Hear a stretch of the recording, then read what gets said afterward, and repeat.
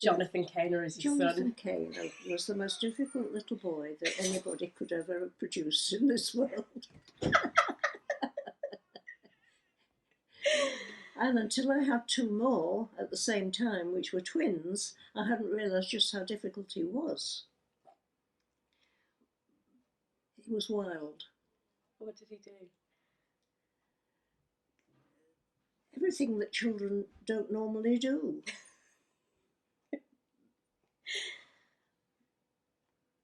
And that was what he did for the rest of his life. What people don't normally do. Was he funny? Yes. Yes. Did he make you stressed? He escaped from the house one night, just as it was bath time, and ran out of the house. And my auntie, who was staying with me, had very high heels on, and she had to chase him to the shops. And it's just memories that you look back and you think that was all part of your life. And they grow up so quickly. And here's me now, great-grandma, with you here, and my great-grandchildren here, and it's all gone like a dream. And Jonathan's already died. How long is my stairway to heaven going to last for me? But I've more work to do yet, I know that. Because look, I'm surrounded by crystals. This is all part of my journey. I've got people still coming to the house, people being referred, people finding me. And on YouTube, here I am, young and beautiful.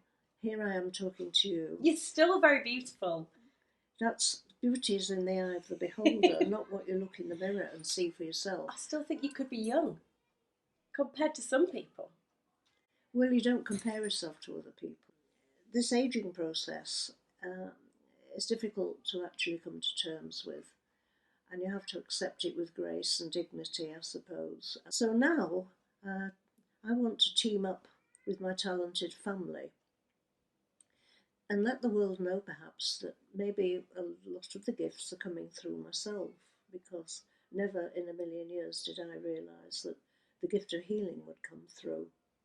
And it came through learning to meditate. I can't look upon it in any other way. It was like an opener for me.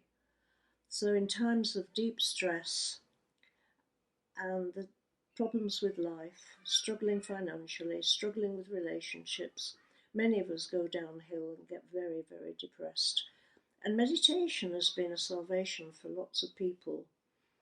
If I hadn't been into these teachings by Joel Goldsmith, who now someone has put on YouTube from those old recordings from the 1950s and 60s, those were the one teachings that I really could grasp and understand. So the consultant that brought me into the hospital, into the NHS to work alongside her, was into the same teachings. Really?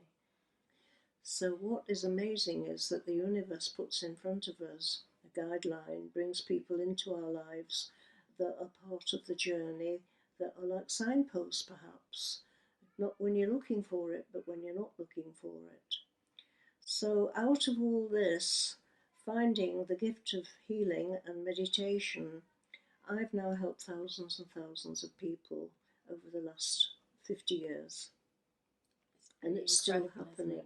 And now children are coming to the house. So my vast collection of minerals and crystals was all part of the journey. And I don't know what drew me to it. I still don't know to this present day. I don't know what value I have on them. I don't know how I got them lifted into the house. They're so heavy.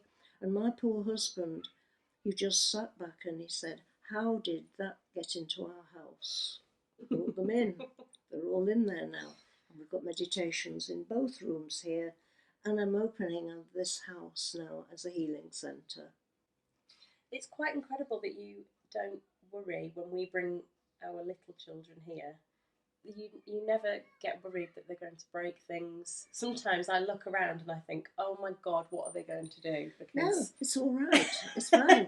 And you just stay calm. Yes, because they're not just on display. They're doing quiet spiritual work alongside me.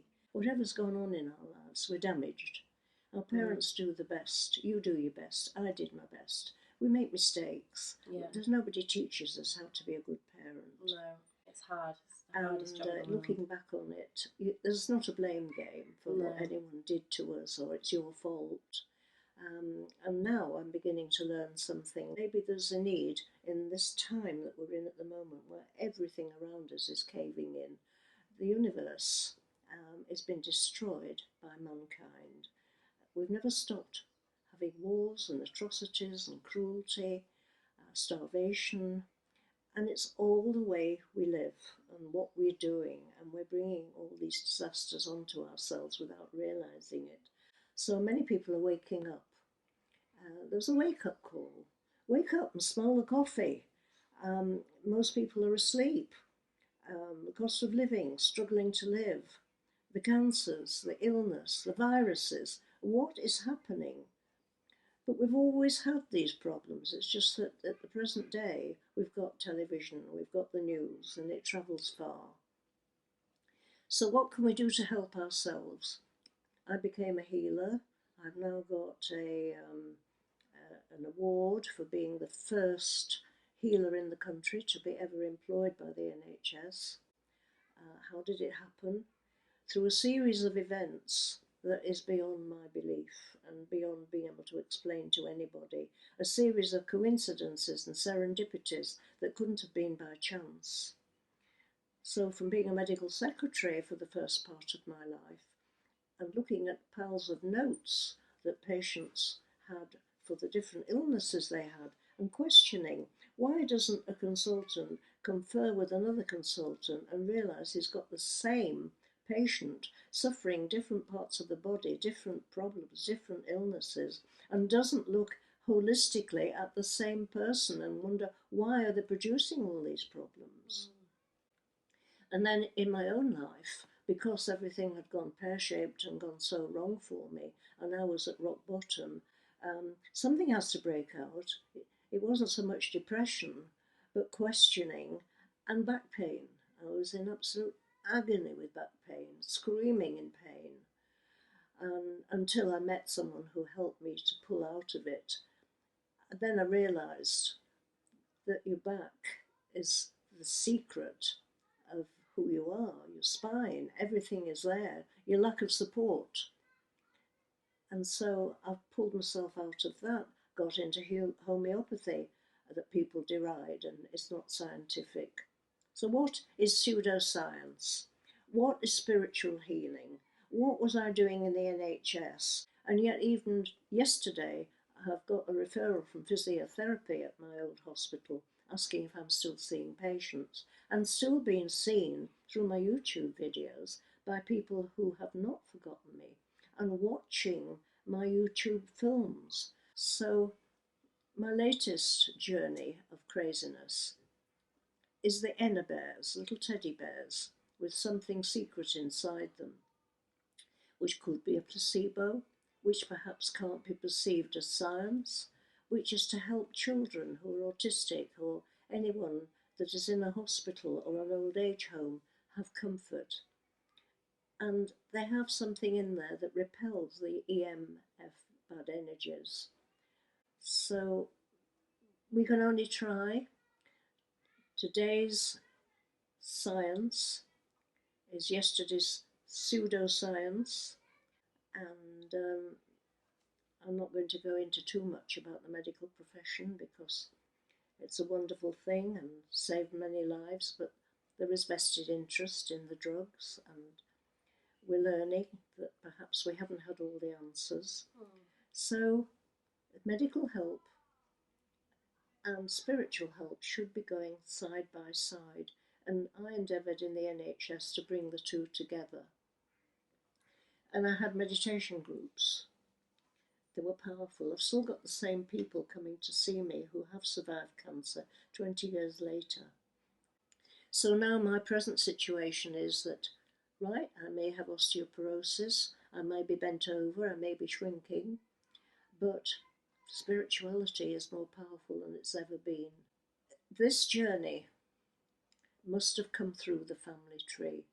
These gifts must have come from somewhere, not from just nowhere. And we are all guided, we're all helped. And some people have the gift of knowing who helps them, who's still around to help them, and I don't. I have shut her down. But your father channeled, just like mediumship. I mean, I could be with him in the car, wherever he was, and it was flowing through him. It was not done from the book. He was given it. He was just so brilliant. And I had a friend here the other day who studied healing. She studied psychology. She's now going to London to do astrology. And in the astrology course in London, they were asked, what made you take this course? And one of the people on this course has just said, Jonathan Cainer told me 10 years ago to take this course. So he shone so brightly for a short time, did more than most people do in several lifetimes. And then his light went out, but it's probably still there, shining very brightly. Somewhere, and possibly even here now. Although I wish, and had always wished, that I was tuned in more and could grasp the full meaning and the full spectrum of, is it not past lives anymore? Do we not return into the same family and have another journey to take? And then I got into looking at the children that time forgot, which was a book written a long time ago, about all the children who come through into this life now with memories of another mother, of another life. And they do remember. And they can actually take people to where they lived before and how they lived before. It's a journey of learning, a journey of growth, a journey of experience.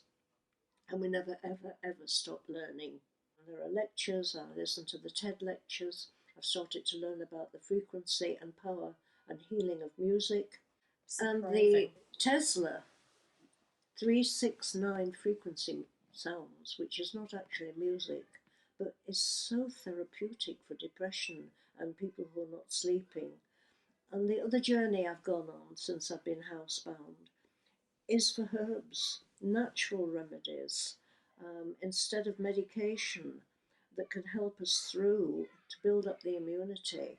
Simple things that have been long forgotten but known for centuries. And the Ayurvedic treatments, from India, from China, the oregano, the tree of life herbs that are known all over the world and have been known by the indigenous people, that are now waking everybody up to say, come on, it's always been known, it's been forgotten. Because spiritual healing in itself can lift depression. It can work wonders without even any expectancy to the greatest of skeptics. And I've got through to some great skeptics. Now, 26 years ago, someone came to this house pushing a pram, a young woman with her husband, and he had a very rare brain tumour. He died. I've stayed in touch with her all these years. I helped her father, who was a well-known judge in Leeds, through his cancer. I helped her brother also. And she's now in touch with me, asking me to help a member of the family who is a young girl who's just had surgery and is very depressed. Now, I know now, through quantum healing, that I don't have to be in the same room, that it travels through time and space out of these four walls and can get as far as anywhere. And it goes beyond space and time, and it's been known as prayer for centuries. Meditation is the same as prayer. Absent healing is the same as prayer. So much we don't understand, so much we don't know, so much we'll never, ever, ever grasp scientifically. Healing helps with immunity. The herbs help build up our natural immunity. I'm not an expert, I'm not qualified to speak about it, but only from what I know and have understood. And hopefully I'll keep well enough to keep on doing what I do in a different framework, unable to go out, unable to be physically active like I was, having to give up driving, which was one of the hardest things I've ever done. And onwards and forwards, and we are.